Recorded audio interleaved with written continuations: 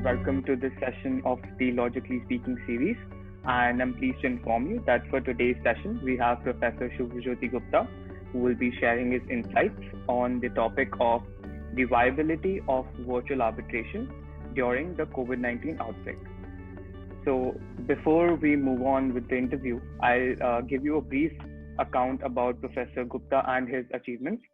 So Professor Gupta has been teaching at Jindal Global Law School for some quite of time now. And before that, he completed his first degree in law from NUJS, Kolkata.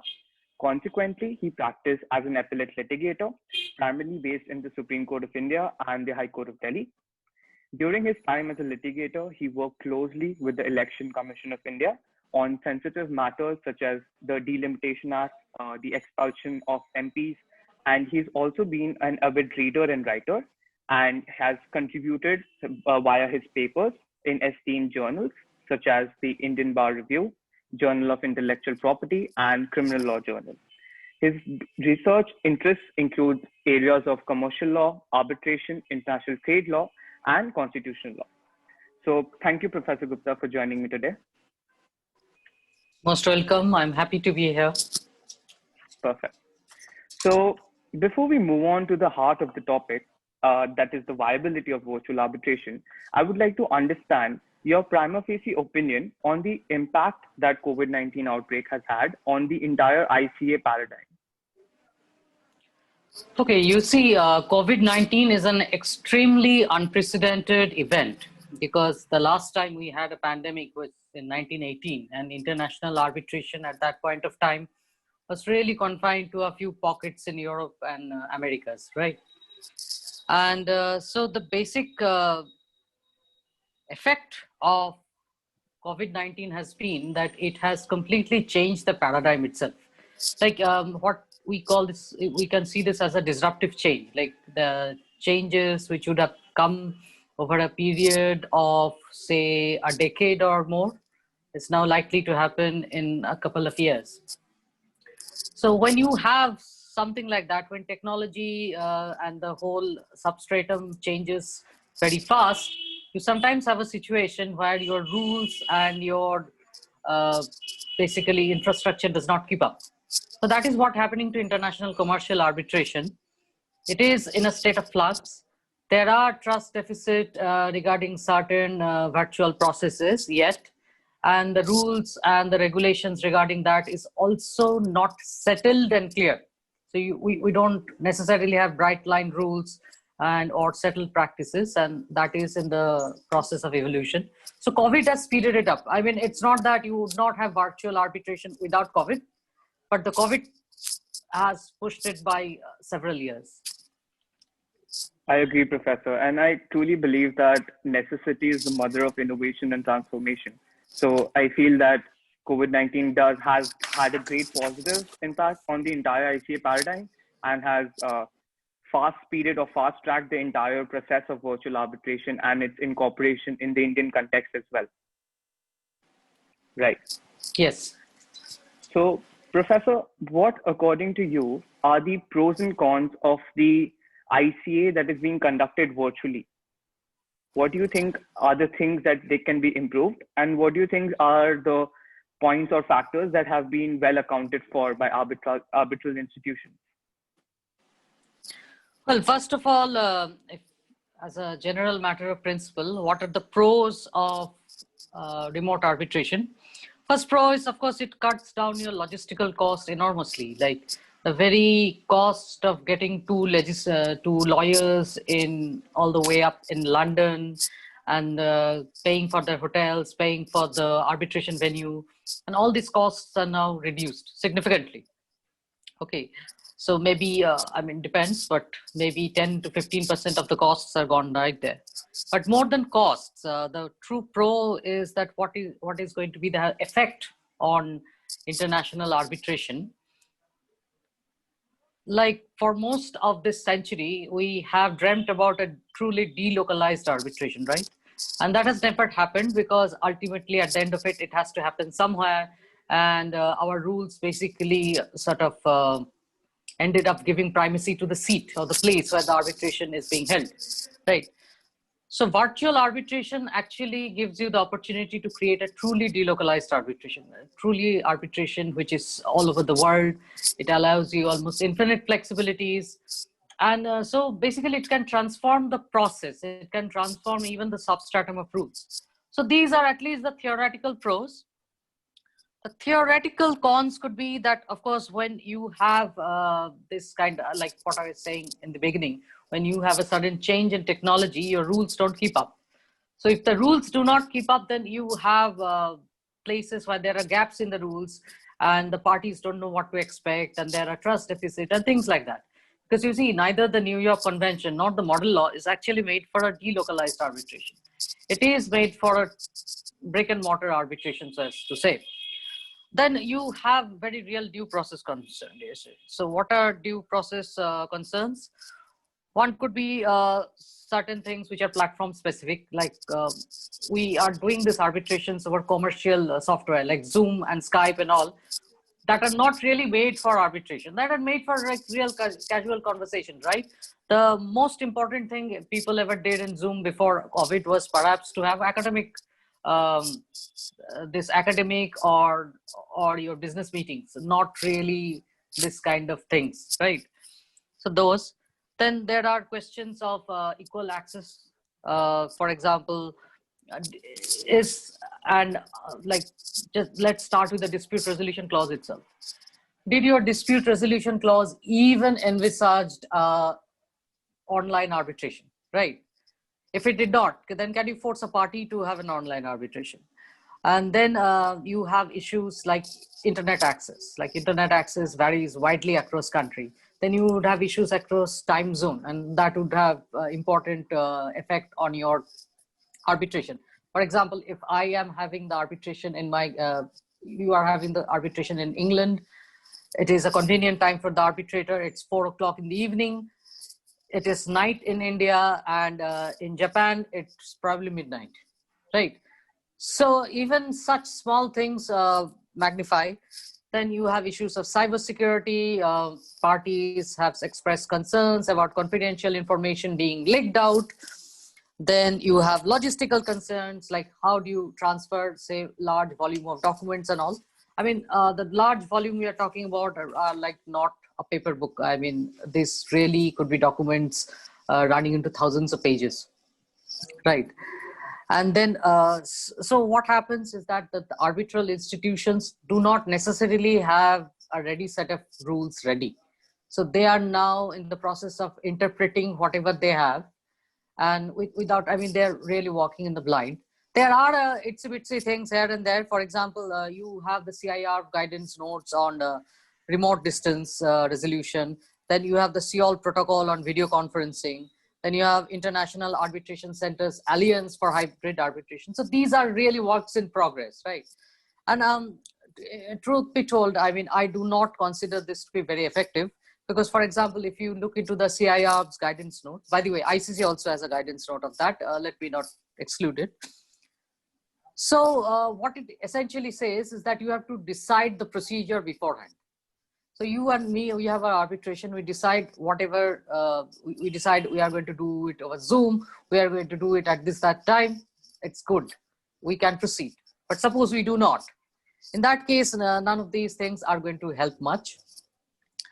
So another thing they do is to do a practice round, and practice round in a sense that we'll have a trial kind of and see if the process machine works. But you know, all this comes back to a very commercial problem, that arbitral institutions do not control this video conferencing technology, right? So the companies that handle this technologies are separate from the arbitral institutions, and then there is no synergy. For example, if you had ICC enter into some kind of memorandum with Zoom to say that our technology is to go like this, that it might have worked, but that has not happened. Okay, so that is a structural problem we have there. So these are the ballpark pluses and minuses, and of course, as I say, that plus for one is actually a minus for the other. So if it is really a plus or a minus, depends upon where you stand. Yeah. Right. I completely agree with that. And you made a few valid points, like a lot of valid points about the entire issues that are currently being faced by arbitral institutions and parties. I think there's one case that comes to my mind. I think it was the judgment delivered by the Supreme Court of Australia, and they ruled upon the importance of having the virtual arbitration where you do not have the consent of the party beforehand, where they did not have envisaged that situation beforehand. And then they ruled that, okay, the fact that they are being monitored by the VAC, that means they've already agreed to the procedural rules of the arbitral institution, and the arbitral institution has the power to change that procedure with time without informing the parties duly beforehand. So they have incorporated this clause of a video conferencing proceeding. So that's the way they actually circumvented this entire issue. And the judgment also talked about, and the point that you made, that maybe in England it's 8 o'clock, but in India it's 9 at night. So how do we deal with the time difference? Now, to this also, the Australian Supreme Court said that, okay, yes, I understand that there's a time difference, but you also need to take into account that now you do not have to travel to some other country to do this entire arbitration, and you can do it from your home. So they believe that it's more convenient than, counterproductive for them. So I think that is one of the judgments that strike my mind when you were talking about it. Yes, see, this is a good, I mean, for example, what is the test for when we talk about due process concern, what we are looking for is an actual prejudice. Like you have to show that because generally an arbitration agreement is being read in the pro-arbitration manner. So what you have to show, like if you have to say that, for example, you had entered into an institutional arbitration have some rules which allows for default video conferencing, then you have to actually show that why those rules are actually prejudicing you, right? Having said that, it can create so what shall I say, structural and institutional bias against parties. Why? Because you see how international arbitrations are organized. It is organized basically in certain spots in the world, right? For example, London. Then you have Paris. Then you have Singapore. Indian arbitration is exceptionally localized in London and Singapore, and maybe Hong Kong, but that's the same thing. Okay. And if you really create a situation whereby all arbitrations would be in their time and our people will have to go into their time, then that creates a problem for everybody. I mean, it's a whole ecosystem. It's a whole arbitration business, right? So you, like people used to go for arbitration, maybe some senior counsels used to basically adjourn their court matters and used to go for arbitration, or they would keep the arbitration during court vacations, right? Now, if you changing the whole schedule, then the whole nature of the practice will have to change. So this is not really an individual matter, right? This is something which impacts the whole arbitration business. And I mean, these are issues which need long-term solutions. We might have developed this over a period of time, but then COVID has not given us the opportunity. It has just put a gun on our head and say, do it now and do it in 3 months, what probably would have been done in 10 years, right? Yeah. Yes, Professor, I completely agree with that. And I also agree with the fact that the entire due process concerns will not just have an impact on the counsels and the parties, but will also have a chilling effect on the other commitments that the counsels have. So, yeah. Now, moving on. So these were the few pros and cons that we discussed over what the parties, over what the counsels would face, or what the arbitral institutions would face. Now, from the point of view of the parties, are there any specific party perspective issues that comes to your mind when we think about a virtual arbitration? See, as I said in the beginning, what is pro for one is really con for the other, and vice versa. So if you have these issues, I mean, it may act in your favor, it may go against you, depends upon where you stand, right? However, from a party point of view, I'll first point out that generally there is a trust deficit.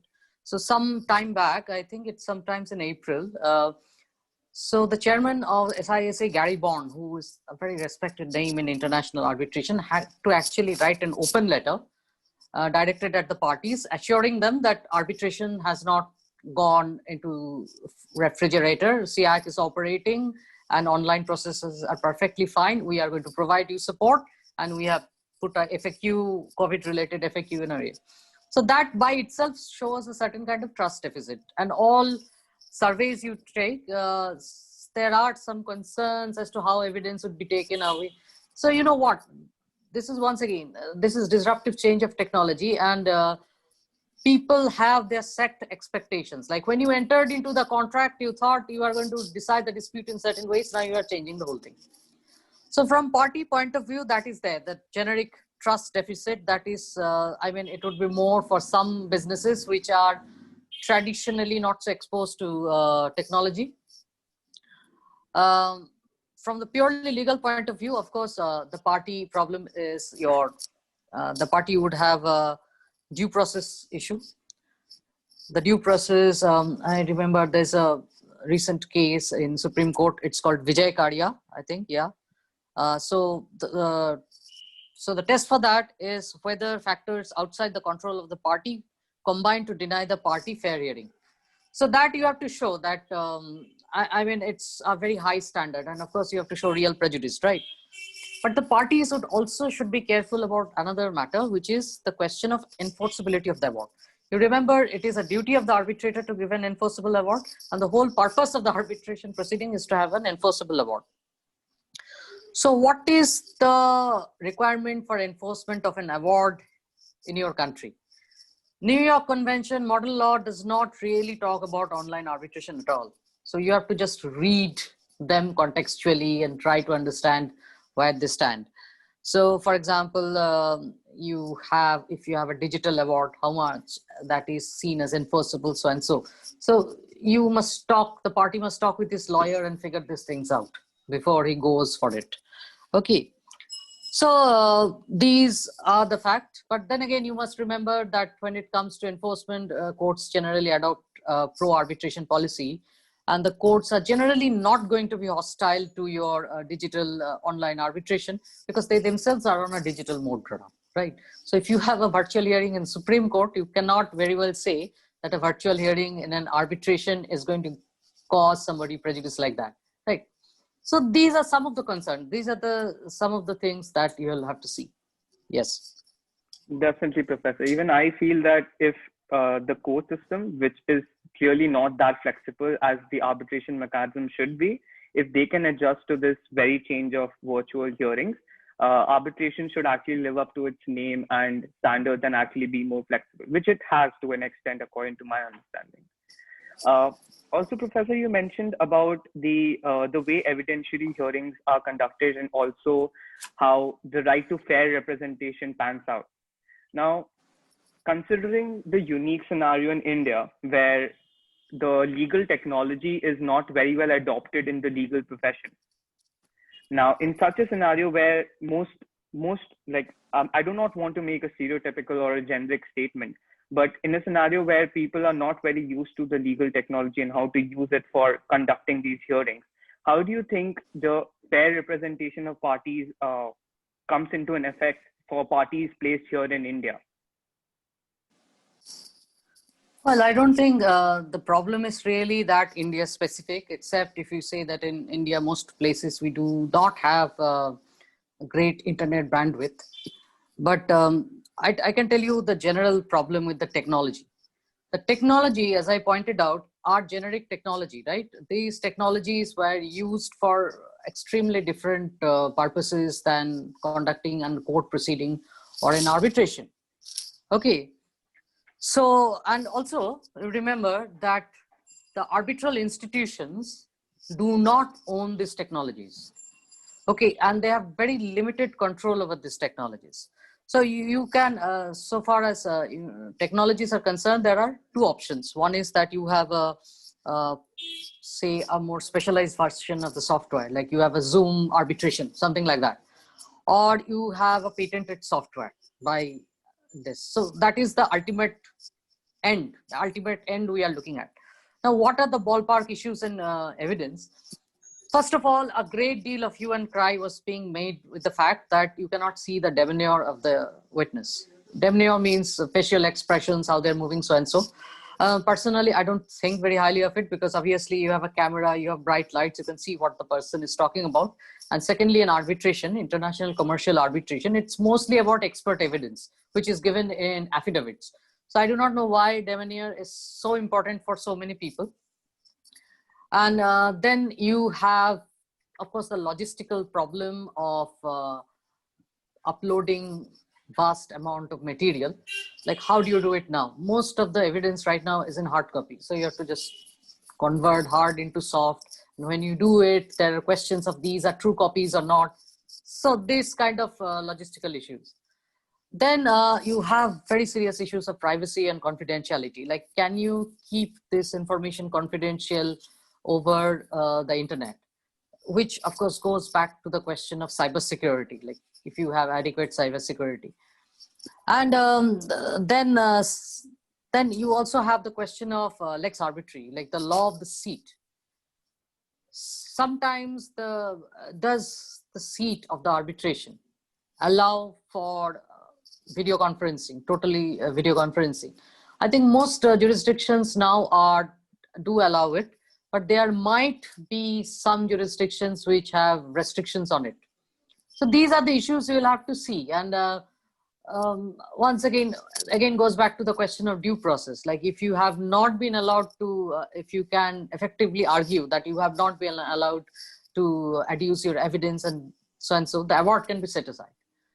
And this actually is a con for the other party, because they know that anytime whoever loses the arbitration can turn back and use this. Okay, so that it should also play in their mind. Definitely. The fact that you were mentioning about the demeanor of the entire witness testimony and how it should be conducted, a point came to my mind. So I think a week back, I had a discussion with one of the partners at a tier 1 firm, and he was telling me how they have been conducting these virtual arbitration. And you'll be surprised to know that all the parties and the counsels have been doing the virtual arbitration from home, but there was an individual or like an associate, someone sent to the premises of the witness whose evidence is being taken, and he is physically monitoring that witness. And I feel that this is a very comical situation. Yeah. No, this is not only a comical situation, this is a legally problematic situation, because what right is there for somebody to be present in the premises? Like, I am basically examining you as a witness. Okay, so I can summon you to my place and you give witness, fine, but what right I have to trespass in your house? I mean, that can only be subject to your consent. And the other side certainly does not have any right to be there. Once again, you have to give the consent for this. And these kind of things are possible only when you have the witnesses and in your proximity, right? So an international commercial arbitration, one of the witnesses may be in London, one of the witnesses may be somewhere in France. So there's no question of somebody going to their home. And there's, okay, I forgot this. So there is another question that can arise. How will you prevent witness tampering? Like, you are giving evidence and I am directing you through WhatsApp. They are seeing you only half past. So if there's a screen in front of you, it cannot be seen, right? What can be seen is what you show. So there are multiple ways of doing it. And if I believe there is a difference between, say, how examination of a witness is done in an arbitration and in a criminal trial. So I would probably not suggest that a criminal trial be held online. But as I said, that arbitration, most of the bulk of the witness that you are depending on, either they are giving you an affidavit anyways, so they are not even deposing orally, they are giving you an affidavit. The other is an expert witness. So expert witness, I mean, it works very differently. So there is no real need to see demeanor as such, right? You know what these are? These are like people when they are practiced to something, they are habituated to something, they do not want to shift. They do not want to change. And when people don't want to change, they just think about various concerns, which really may not be that serious. Okay, so that's that, I suppose. I agree, Professor, on that particular point. Also, the way some arbitral institutions are actually conducting these evidentiary hearings and witness the entire process of understanding the witness's point of view. They are using AI technology and AI proctoring. And what they are doing is that the witness is made to sit in a room secluded from everyone else. And the camera is placed in a way that you can see the entirety of the witness. And at the same time, the AI technology is being used to proctor them continuously while they're giving their testimony. So this somehow I feel, fills in the gap and maybe can be a viable alternative. However, I do agree with you that if one's giving you an affidavit and the main part is your expert evidence, the demeanor does not count that much. No, see, there are two questions here, two separate questions. One is the question of the technology. The other is the question of the rules. So technology, you can have AI technology, you can have a voice reactive technology. For example, I can well put a technology here that can, that will just listen, that should just analyze your voice and tell the stress factors and give a probabilistic estimate of if you are lying or not. Okay, so criminal investigation agencies use such technology, have been using them for years, right? The question is, can we? So there are two ways it can be. First of all, you agree with this is part of the institutional rules that allow you to do this. And when parties sign, they have signed in for this kind of things, right? The other is parties agree, right? If neither of them is there, even if you have technology, can you use this technology? So it's not about availability of technology alone. It's about integrating technology in the rules that are substratum of arbitration. Right, a lot of things can be done, but it does not mean a lot of things should be done or can be done legitimately, right? So that is the gap now. The technology is gone far ahead of the rules and the human factor in arbitration. That's the problem. Yes, I understand, Professor. Now, you mentioned something about cybersecurity measures and how it's not being taken seriously. What do you think of the arbitral institutions, considering that they've come out with the dozens of COVID-19 protocol and response plans and so forth? Do you think they have been able to actually counteract this issue efficiently? No. The reason they have not been, it's because it's actually not their job to do so. You see, you think of it this way. So you think of Zoom as a pipeline, right? So at the end of it sits the arbitral institution. At the other end, you have the parties. Okay. So the arbitral institution can basically secure these two ends. But can it secure the whole Zoom or the whole Teams network? It cannot. Because as I told you, at the very beginning, at the crux of the problem lies the fact that the technology is not owned by arbitral institutions and they have very limited traction over it. So within that, they are doing their best. So what they are trying to do is to avoid liability for the breach, right? So you should not be able to say it just got out from SIAC. But can SIAC or ICC actually ensure that it did not get out? It cannot, because it doesn't own the Zoom, right? Having said that, you are right that there are multiple protocols and the parties are trying in. See, traditionally, the arbitral institutions did not think that technology is their job, right? They saw themselves as a service provider. Technology is simply a job of the IT services, which is part of what they do. Okay, so that was their understanding before 2020. I mean, things like virtual arbitration, this and that, people used to use video conferencing time to time. People used to use video conferencing, say, for example, your case management hearings, something which did not take that much effort, right? But then they have been asked to do all this suddenly and within the period of 2020. So now you have two options. Either you treat technology as something like what appropriate technology, including cybersecurity, as something which the arbitrator can decide, right? That is to say, you treat it as part of curial law, or you treat it as part of case management, which would put the onus on the arbitral institutions. Okay. If you look into this CIR and all these practice guidelines, you'll see that actually the onus, arbitral institutions does not wish to take this onus because they cannot. Okay, so they are try to put the onus back on the parties. Okay, and finally, you also have to take into account the laws and regulations of the forum. For example, if you have online arbitration which is seated in India, then you have to look into the Indian rules.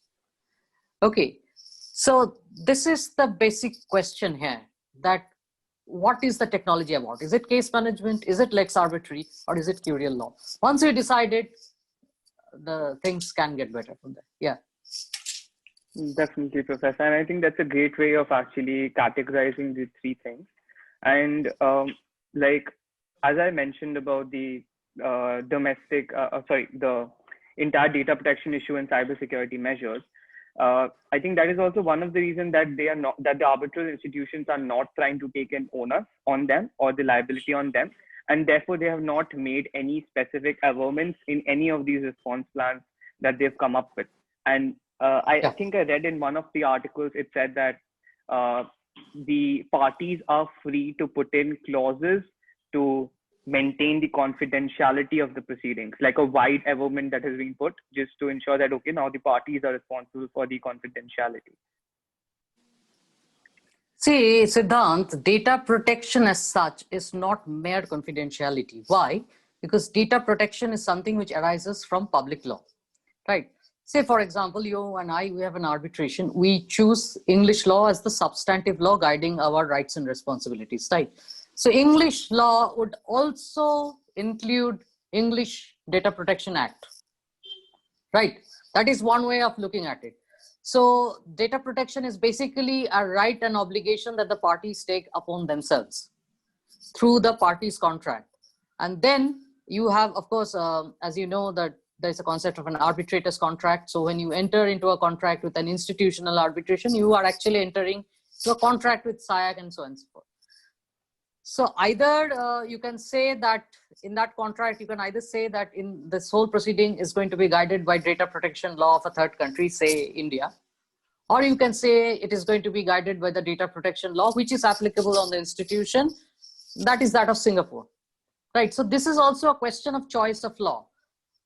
My personal understanding is data protection is basically a public policy issue, and the forum, that is where the award is going to be enforced, and the seat, that is where the arbitration is taking place, cannot be excluded. So it is not that the parties can write any data protection norm in their agreement. That should be my understanding of it.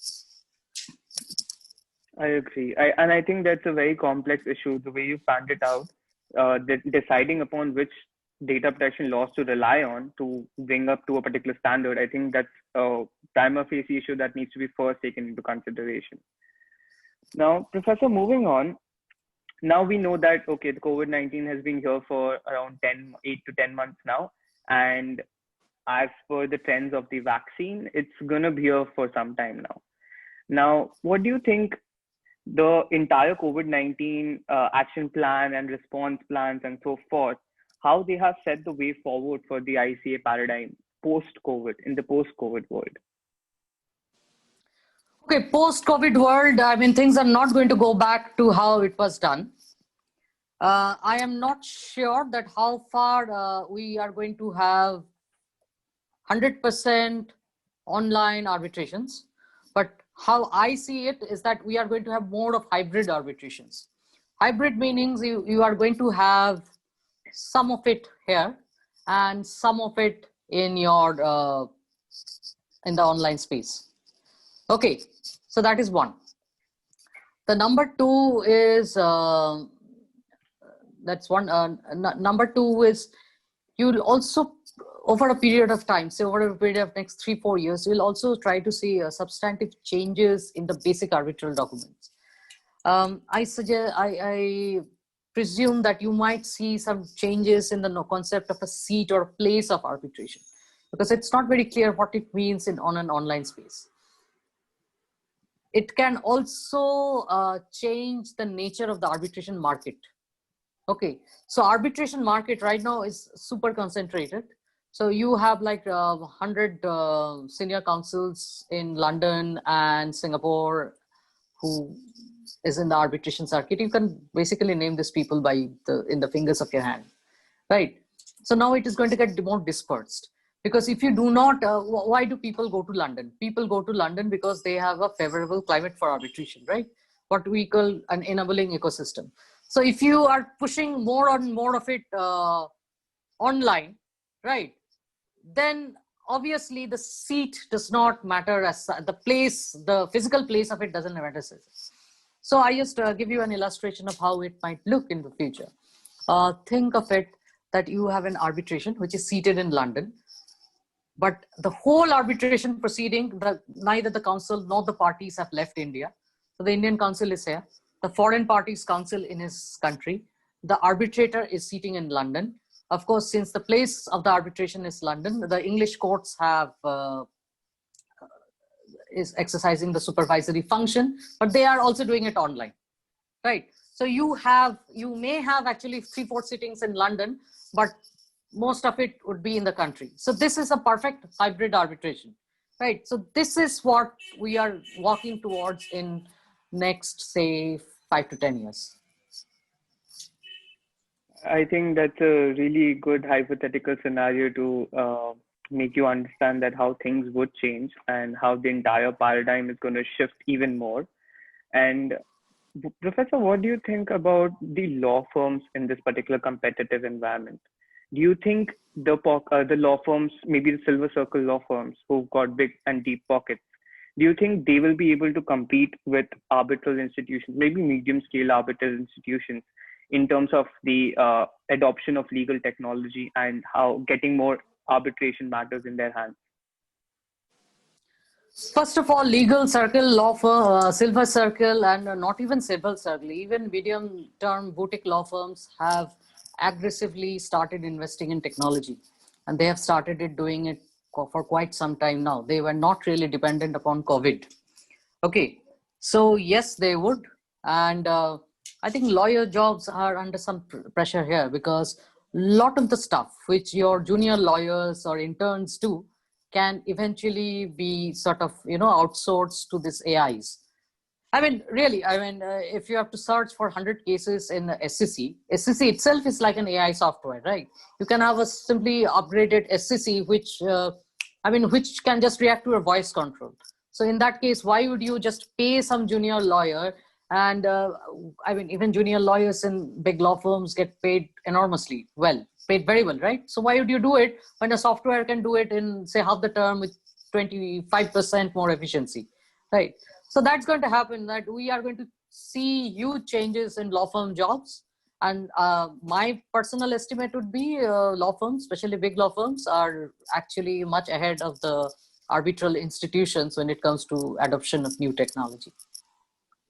I understand. Thank you, Professor. I think that is it in terms of the questions and problems I wanted to discuss with you. Would you like to end this by giving a small anecdote of your entire overview of how things will likely pan out further, and then we can end this session? Well, I can just say that I don't know, because you know what? When I entered the portals of the law school, I had some concept of how the legal profession is, and that has remained constant till, say, 2016, 17, 18, right? So maybe in our times, people used to get recruited in mergers and acquisitions. Now they get recruited in ADR, but general pattern of it has remained the same, like how law firms are, how they're structured, how the salary is structured, how the relationships between various classes of lawyers are structured has remained the same. But in next 5 to 10 years, this is going to be shattered. Like, one reason is, of course, adoption of online mechanisms. but the other is also advent of AI. Okay. AI, the AI revolution has only just begun. And I believe that most of the things that lawyers can do, except perhaps creating the legal narrative, except perhaps hand-holding a client, can actually be done by an AI. Okay, I'm not even talking about deep AI machines like Watson. I'm talking about simple AI machines like your SCC, Manupatra, and whatever you have. I mean, you will see even these platforms change so much as to be unrecognizable, right? So my suggestion to all law students would be that you invest yourselves in technology. Like, I don't know, do a certificate course on technology, do learn coding, uh, or invest yourself in AI, do whatever. But your skills, it is not enough for a future lawyer to be just a good lawyer. He also has to be very flexible and very adaptive about technology, right? So that's how I think the next 5 to 10 years would just pan out. Right. Thank you so much, Professor, for your inputs and for joining me in this session today. I'd like to thank you on behalf of the entire team at Legal Maxim for sharing your inputs with us. You're most welcome, Siddhant. See you.